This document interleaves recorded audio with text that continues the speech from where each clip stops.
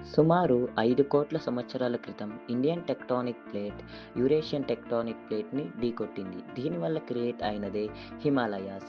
ఇది ఇప్పటికి కూడా 4-6 సెంటీమీటర్ల వరకు నార్త్ వైపుకు మూవ్ అవుతానే ఉంటుంది. దీనివల్ల అక్కడ ఎక్కువ ఎర్త్‌క్వేక్స్ రాడానికి ఛాన్సెస్ ఎక్కువగా ఉంటాయి.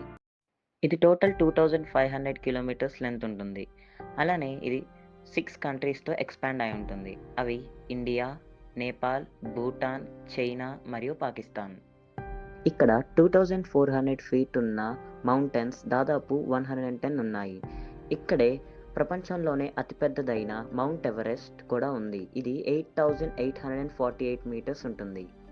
గంగా, బ్రహ్మపుత్ర మరియు సింధు నది లాంటి ప్రధాన నదులు ఇక్కడి నుంచే ప్రవహిస్తవి.